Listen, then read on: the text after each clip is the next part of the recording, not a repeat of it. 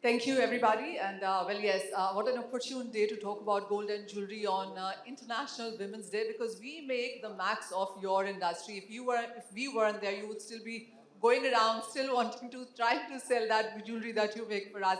And very happy Women's Day to you, ma'am, as well.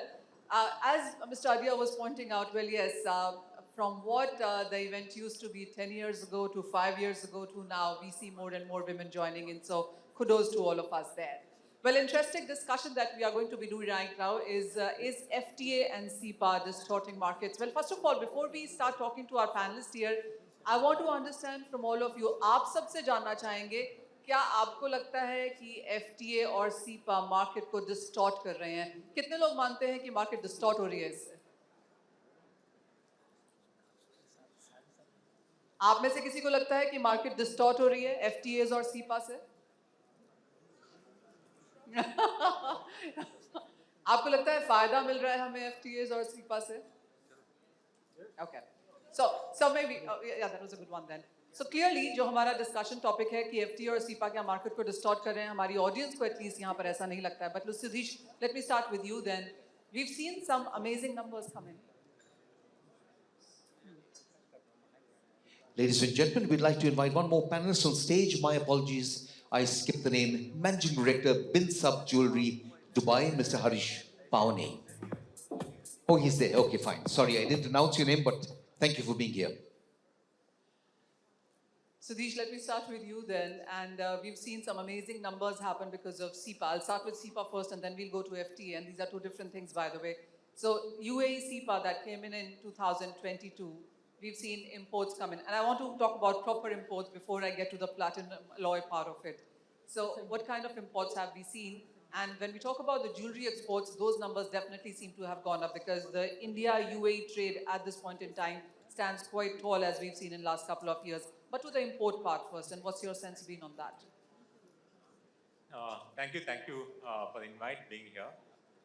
It's the second consecutive year we are talking on the same topic, the different headline though.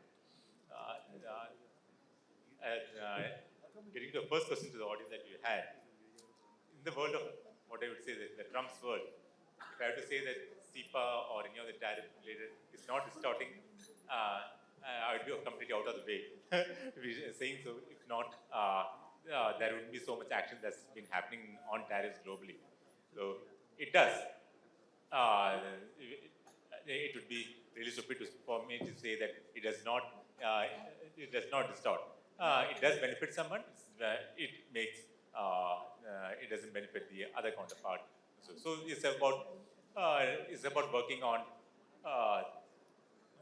every country looking at which commodity, which services is more sellable for the other counterpart and make the best of it is what it all relies on. Now getting to the question on the numbers, yes, to give these numbers in perspective, it needs to look at how much India has imported, and one sector that gets directly impacted here would be Dore refining. So Dore refining in 2023 was about 220 tons that were fine gold, and which in 2024 is actually reduced to 197 tons.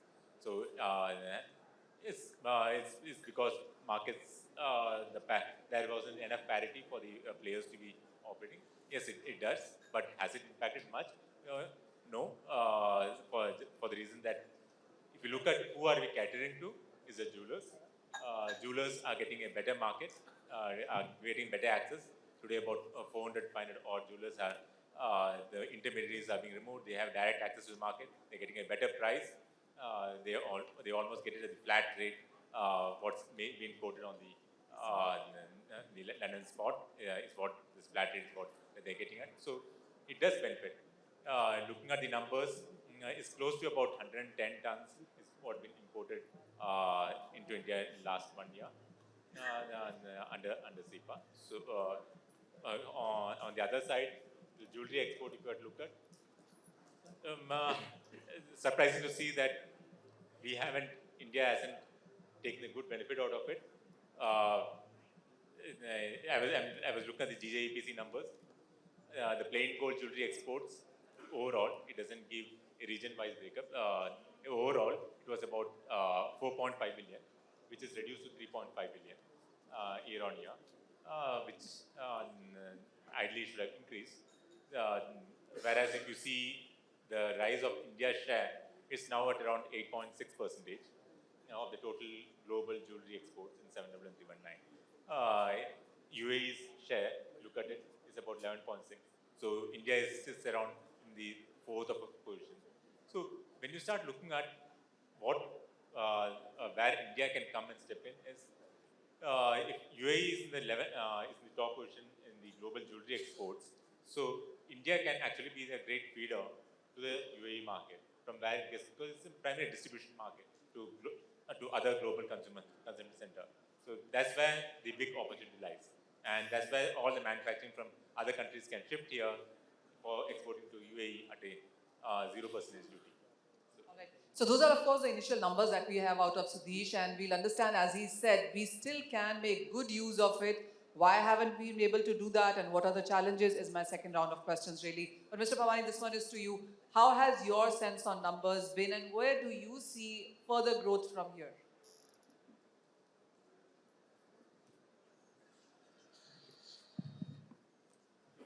Growth in.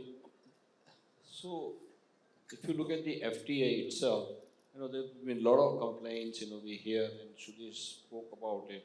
So I'll just a couple of sentences on that. That it's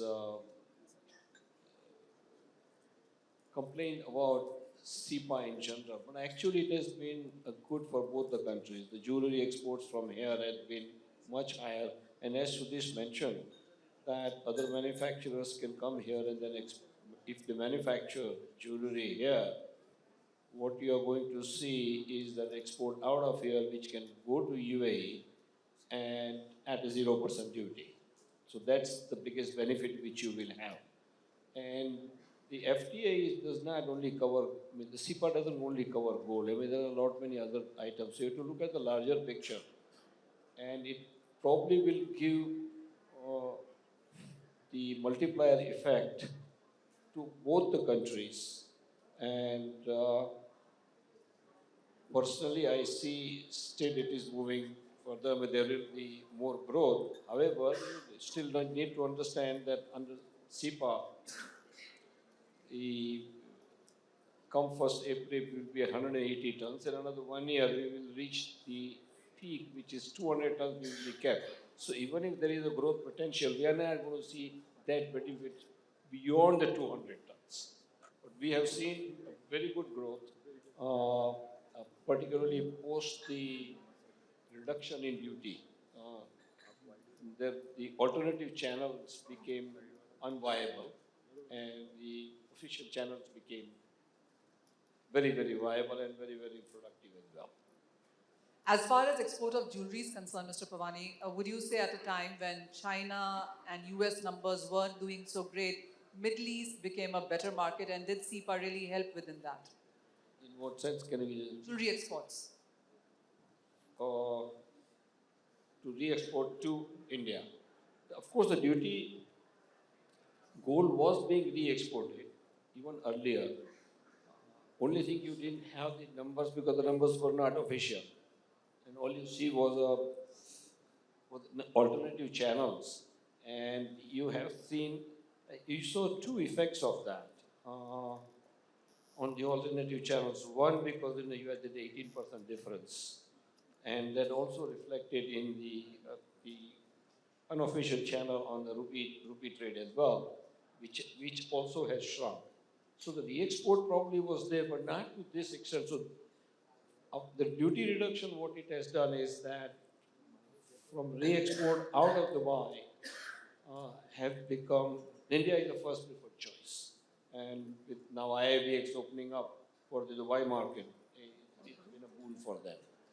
Well, absolutely. It's an ever-evolving market. But since we are talking CEPA here, Vasubhai, this question is to you. Vasubhai. Yes, ma'am. Vasubhai is still thinking about Mr. Adhiya. Vasubhai, what is your sense, the kind of gold import जो हमने देखा है CEPA के तहत यहाँ पर आता हुआ, आप कहेंगे वो मार्केट के लिए बेहतरीन रहा because numbers तो हमने यहाँ पर बढ़ते हुए देखे ही, लेकिन क्या उसने at all market को distort किया in any sense? देखिए, मैं नहीं मानता हूँ। मैं जस्ट आपको एक भले ही नंबर थोड़े हिंदी में ज़रा समझा देता हूँ। सर ने तो अच्छे से बताया है। लास्ट वेडनेसडे की रात तक के मेरे पास नंबर है कि हमने अभी तक गोल्ड अप्रोक्स 121 टन सीपा के तहत इंडिया में इंपोर्ट किया हुआ है, और हमने 45 टन के ऊपर का एक्सपोर्ट किया हुआ है ज्वेलरी, जिसमें हमको 5% रिडक्शन मिलता है। और दूसरा क्या है कि हम लास्ट ईयर से पीछे है, यानी हमारा जो 56-57 टन लास्ट ईयर हुआ था, टोटल 65 टन एक्सपोर्ट हुआ था। तो वो एक नंबर हमारे पास है कि हम 45 टन ही एक्सपोर्ट कर पाए हैं गोल्ड ज्वेलरी यहाँ से यूएई में। पर ये नंबर बढ़ सकता है। इसका प्रमाण मैं देता हूँ कि यूएई का जो टोटल इंपोर्ट है वो 160 टन है ज्वेलरी का, और हमारी कंट्री को जो एग्जम्पशन है वो 5% है, वो 0%, 5% से 0% ड्यूटी में हम एक्सपोर्ट कर सकते हैं। फिर भी हमारे यहाँ के ज्वेलर वो ज्वेलरी एक्सपोर्ट नहीं कर पा रहे हैं। यूएई में तो डिमांड है ही है, क्योंकि वो लोग तो 150 टन इंपोर्ट कर रहे हैं, और हमको क्या कमी है हमारे में। तो ये कमियां हम सारे बैंकर्स के ऊपर भी देख सकते हैं कि प्रॉपरली हम एक्सपोर्ट गोल्ड अवेलेबल नहीं करवा पा रहे हैं मार्केट को। अगर हम एक्सपोर्ट गोल्ड प्रॉपरली अवेलेबल करवाएंगे तो हमारा इंडिया से दुबई का एक्सपोर्ट है ज्वेलरी, वो डेफिनेटली बढ़ेगा। और जो हम नंबर देख रहे हैं कि इंपोर्ट का, क्योंकि इंपोर्ट में क्या है, हम लास्ट ईयर जो टीआरक्यू होल्डर थे वो 800 थे, इस बार एप्लीकेशन है 4000, और 180 टन का वो है। तो ये 180 टन यूज होगा, तो उसके साथ साथ हमको साइमल्टेनियसली हमारा एक्सपोर्ट भी बढ़ाना चाहिए, और वो पोटेंशियल यूएई में भी है, और हमारे बैंकर्स के पास वो एक्सपोर्ट गोल्ड अवेलेबल करवाने की ज़रूरत है।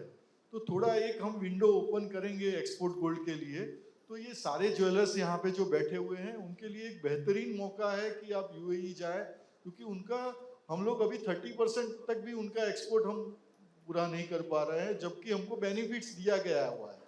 तो वो हमको डेफिनेटली चेक करना चाहिए मैडम। Thank you. वासु भाई, 800 टीआरक्यू से 4000 लोगों को मिला। जब 800 के पास था तो लोगों को लगा था लेवल प्लेइंग फील्ड नहीं है।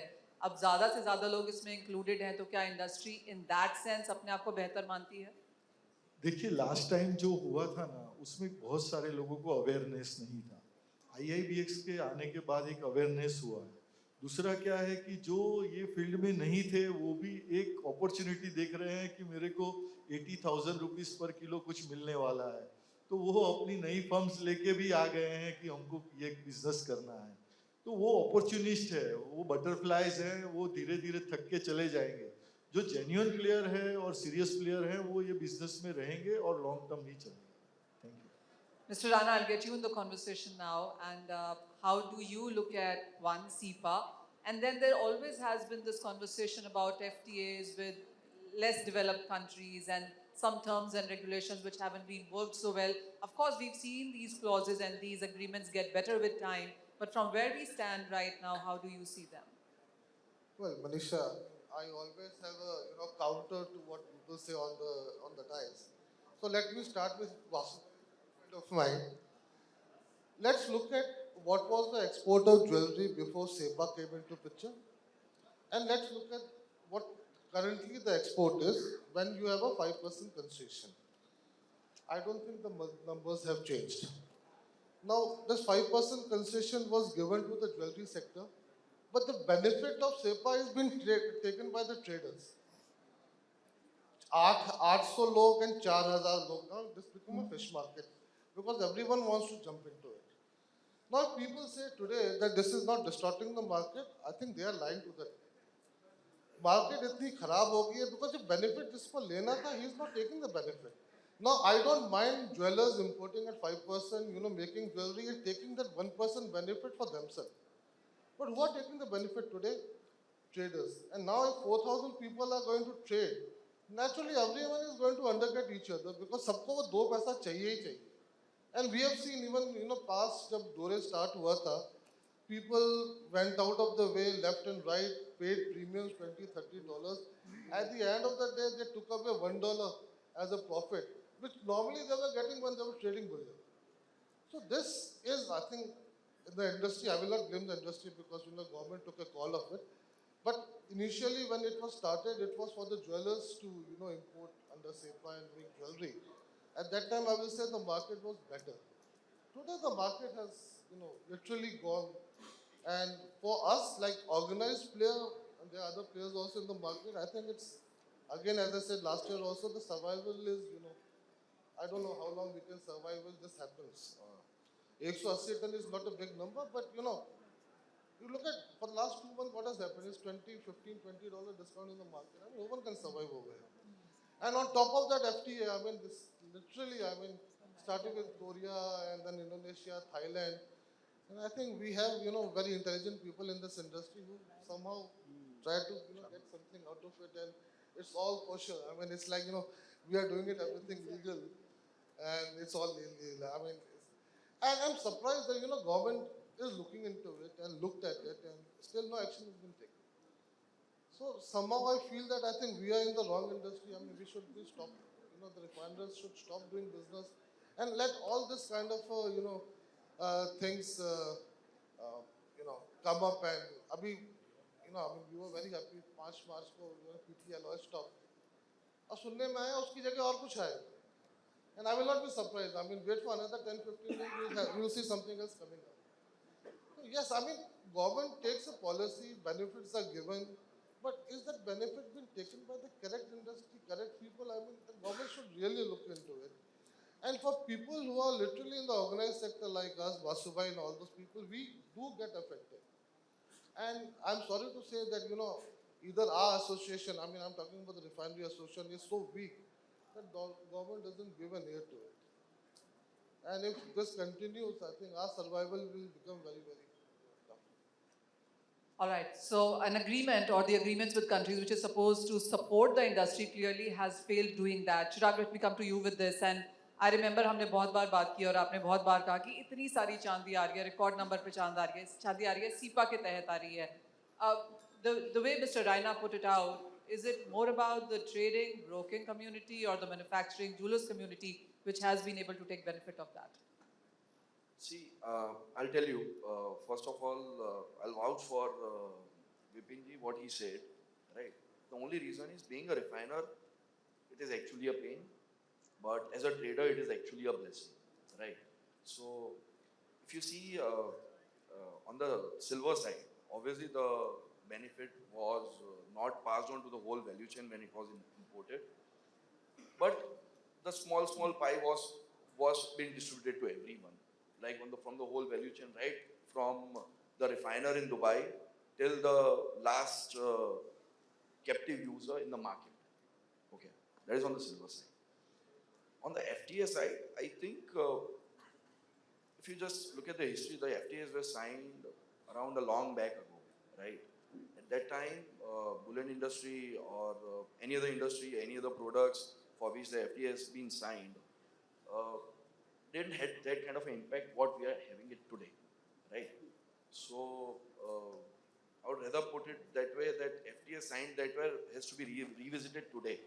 Maybe after like every 5 years, every 10 years, that what it has changed in the economic numbers, in the trade deficit, in the consumption, right? So those are all the areas which I would see that government, if have a revisit every 5 years, every 10 years, that what is it impacting to the whole value chain, whatever industry it has been. Coming to the Cepa, I think when Cepa started, there are so many questions कि जिसको import करना है उसको jewellery बनाना पड़ेगा, form of the gold change करना पड़ेगा, and lots of other things. So we ourselves as a trader, we didn't imported Cepa material when it started on the first year. The only reason is there was lack of clarity, lack of understanding, lack of opinions coming out of from everyone you talk, anyone. You talk to jeweler, there's a different opinion. You talk to a regulator, there's a different opinion. There's lots of government bodies attached to the whole channel of Cepa. But at the same time, IIBX did a very wonderful job. I would rather say that it is giving opportunity on the platform to each and every one, rather it has been constrained to distorting the market, or rather it been getting it cornered, but let's say the numbers speak by itself, right? So IBX tried a lot and got a certain things. An importer who's importing from IBX, even as a seller, they need not to change the form of the gold. So that is actually has gained movement, and we have seen import numbers gaining in Cepa. So yeah, that is it from my side. I think we have a long way to go when it comes to Cepa and FTA, but yeah, FTA has to be revisited if that is actually distorting market or distorting any part of the value chain. It has to be addressed. Okay, so while my audience said it's not distorting the market, my panelists clearly seem to be believing the other way here. But Professor Sundaravali, let me come to you now and hear your initial comments. A very happy International Women's Day to you. And what do you think that agreements with various countries, whether they have worked, not worked, are they evolving? How are we looking at the future now? Thanks very much, Manisha, and wish you a very happy Women's Day as well. As I told you, I was sharing all the limelight until now, and then you came down to share that Happy Women's Day with me. And when I'm seated in between two people from UAE. It puts me in a little bit of a precarious situation, but I'm not going to be bowed out. You know, So anyway, they are also from India, and I would like them to be more Indian than from UAE, right? So the truth is in the telling. you know, uh, do we see the irony of things? A couple of things that we are talking about. You are talking about distortion. The panel topic is distortion, and me coming from a independent think tank, I would like to look at distortion from whose perspective, and I would like to think of it as a distortion from the government's perspective or the policymakers' perspective. The distortion could mean differently for different stakeholders, right? When I speak of it from the government's perspective, or the policymakers' perspective, the any trade agreement should be bilateral.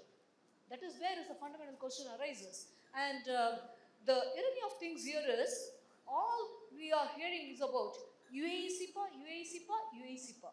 There is Japan CEPA, there is FITA, there is European, there is multiple things. We don't speak about everything. So there's a problem of UAE. Yeah. So that part aside, I'm not saying a problem of UAE, and I would like to think shrewd minds are there in UAE, and all these shrewd minds are from India. So the elephant is in the room. Again, when multiple people have been speaking about uh, import rationalization as well as exports. And in exports also, we are talking only about jewelry. Refining is a difficulty. Why jewelry imports is a difficulty? Because again, there is a tariff differentiation, right? That is one part.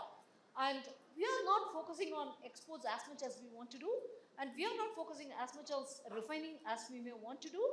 And one more thing I would like to say is the elephant is in the room. We are only talking about the imports, and that too there is arising out of this, UAE, CEPA, etc., etc.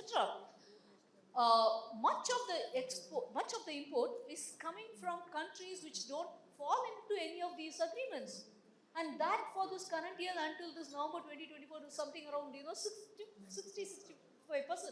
and in the last year it was 71%. Where is it coming from? My conversations with the policymakers continue to be in this direction, and I think there is a little bit of a breakthrough. And my contention here is the large volume which we are not speaking about. That is where our strength lies in. There are various small players who are not as agile enough as these bigger players, and that is kind of, either you want to call it as distorting or shifting the imports more from countries like UAE. So the consolidation of the smaller players, which is the bigger number, which is something that I would like to, which is something that we are working on. We are working on, number one.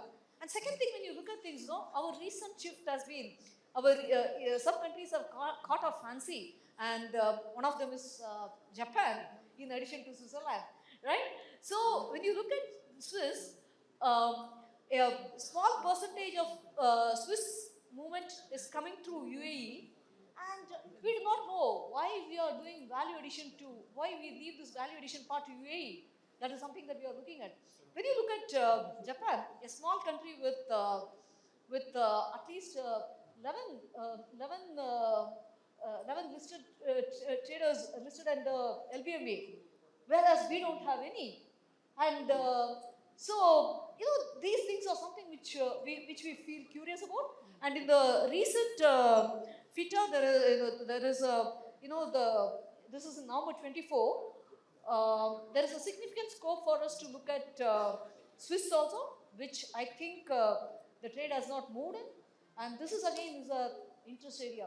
We are working on all these things. All right, so there's a lot being worked upon. So, gentlemen, ladies, I would want to keep your attention to that watch where we have less than 6 minutes, so that perhaps leaves you with a minute each. But I want to understand from where we stand right now, what is a better way forward? Because I do understand you as people and you as associations keep talking to governments on how to improve this. So, Basu bhai, आपसे start कर लेते हैं. And मैं platinum alloy के बारे में तो बात भी नहीं कर पाई इस platform पे. But there are concerns with that. Very good, you said very good. Don't talk about it. That being a concern, which seems to be getting sorted now, but when we talk about agreements, और as professor Sundarawali said कि कई बार agreements भी करने की ज़रूरत नहीं है. हमारे export import relationships दूसरी countries के साथ काफ़ी अच्छे हैं. तो एक perfect scenario world आपको यहाँ से कैसा नजर आता है जब हम trade agreements देखते हैं? And if you can also talk about platinum alloy साथ में. मैडम अच्छा सवाल है. प्लेटिनियम एलॉय है ना, जो ज़्यादातर पहले यूएई से आया, फिर उसके बाद तांजानिया से आया, फिर उसके बाद आशियान एग्रीमेंट से आया, जो 19 और इतना आया कि लोगों ने रिफाइनरीज खोल ली. 1992 से आया. पर जो भी सरकमटेंसेस हुए हैं लास्ट ईयर, वो ड्रास्टिकली सबको हिला देने वाले थे, क्योंकि जो सीपा का गोल्ड आ रहा था 1%, वो भी उसके सामने नहीं कंपेयर कर पा रहा था. तो सबने एक स्ट्रगल देखी है. आई एग्री विथ विपिन, क्योंकि वो उनका बड़ा रिफाइनरी है, इतने सारे स्टाफ्स हैं, तो डेफिनेटली उन लोगों को भी ज़्यादा तकलीफ हुई है. कुछ अच्छे ट्रेडर्स हैं जो कभी, चिराग भाई जैसे, जिसने कभी ज़िंदगी में कोई सीपा नहीं किया, कोई फॉरेन ट्रेड एग्रीमेंट के साथ काम नहीं किया, उनको भी तकलीफ हुई है. डेफिनेटली हमने किया है IIBX के साथ, तो हम डेफिनेटली बेनिफिट में भी रहे. पर कुछ तकलीफें सबको हुई है. मैं भी एक रिफाइनर हूँ. पर मेरे हिसाब से अभी के नेक्स्ट दौर में गवर्नमेंट को गोल्ड एज अ FTA में डालने से पहले डेफिनेटली ट्रेडर्स से या बेस्ट प्रैक्टिस करने वालों से उनको कंसर्न करना चाहिए, और इसको थोड़ा बेटर वे पे करना चाहिए. कि जो बायलैटरल जो वर्ड है, वो उसको प्रॉपर यूटिलाइजेशन होना चाहिए, कि हमारा भी इतना ही एक्सपोर्ट आएगा और आपका इतना ही इंपोर्ट हम एलिजिबल करेंगे. यूएई सिपा उसमें थोड़ा प्रॉपर बैठ रहा है, पर हमारा जो एक्सपोर्ट है वो हम कहीं कच्चे पड़ रहे हैं, तो उसको बेटर करने का ज़रूरत है. और अभी जो 180 टन आया है, वो तो 4000 प्लेयर है, डेफिनेटली आने वाला है, तो उसके सामने हमको क्या बैक कवर लेना है वो भी देखना पड़ेगा. Thank you. Mr. Raina, how do you see a perfect world when it comes to agreements? See, if all the agreements were perfect, then 5th March notification should not have come out. If all the agreements were perfect, then the PT alloy coming in from Dubai should not have gone into the restriction list. Again, what Vasubhai correctly said, I think the government, every industry will get affected with each and every agreement. So government should have this interaction with the industries. That I think our association, IBJA, is a strong association, and I think IBJA most of the time puts in the good words. But somehow I think those words don't get converted into the policy making. And some other interest element comes in, and even in our industry, I have heard for the last many years, हमारा export नहीं होता because duty बहुत high है. ये लोगों को आज तक समझ आया नहीं कि when the duty is not a part of your export, how can that high duty affects your export? So I think हमारी industry के, I mean I'm not blaming anyone, but they are interested party, who can push things around. But it's up to the government, and we understood, when Swiss FATA was, the agreement was being signed, they kept gold out of it. The Australian, they kept gold out of it. I think government is realizing that, they should be interacting more with the industry before any such kind of a new agreement gets signed off. And that will help the industry. Another thing is benefit. If you have to give the industry the benefit, then give the benefit properly. I mean, it should not be that one part is getting the benefit, but someone other is taking advantage of it. And that's what I can say. Other than that, government, yeah, they can do anything. चिराग, आप क्या एक change चाहेंगे जिससे आपको लगता है कि trades agreements better हो जाएंगे? See, I think जो सबसे पहला चेंज मैं चाहूँगा वो ये चाहूँगा कि we have come a long way across. 2011-12 में हमारे पास कोई रिफाइनरी नहीं थी. Now today we have n number of refineries, which is organized, BIS, hallmark. I think an initiative wherein if we are giving a Cepa importance wherein it comes at a concession level, I think a level playing field for a refiner has to be on the table. That is the first thing what I would want for every stakeholder, every association here should take this. And considering what next could be done is once that is done is a single policy to import gold into this country, right? Rather it be in any form, a single policy has to be formed wherein we don't have every fortnight coming a news कि okay अब ये कुछ नया आना शुरू हो गया, ये नया कुछ आना शुरू हो गया. So I think a single gold policy will be a very welcome move for the whole industry. Harish जी, आपको क्या लगता है? On the FTA and everybody I know was just saying distorting. I forgot to mention one thing. If there was a distortion, you would not have seen that the numbers have remained the same. This morning you heard from World Gold Council that India imported 800 tons and that is what we have been importing. So there isn't one. Maybe Chirag's point is that if there could be a level playing field between the Cepa concession and probably the Dore one, yes. But don't forget, industry is getting 0.65% on the Dore import. Nowhere else in the world there is. Everything comes by that. And the last thing which I forgot to mention, Happy Women's Day to all the ladies and what a day we are having a conference on the gold. And I think all of us should be actually very thankful to all our ladies, mothers, grandmothers. For making your business so successful. One, had it not been for them, gold would not be where it is today. And don't forget, individually we are the largest holders in the world, roughly about 30,000 tons, which is at today's value, is roughly $3 trillion. So our ancestors made an excellent choice and they continue to make it. So I just want to say. Thank you. That's very kind of you. But moving on, and how would you want that one policy change that you foresee? Quickly saying this, one policy change we continuously keep telling the government is to rationalize imports as well as facilitate exports. As you're saying, as Chirag says, I agree with him on the level playing field part. And any trade policy should not be one-way traffic. Cannot be a one-way traffic with so many astute and businessmen around and with sharp minds over here. Any policy should be to our favor. Bharat ki sudha mein hona chahiye. So that is what we keep saying. Thank you. Thank you. Sudesh, a final comment from you.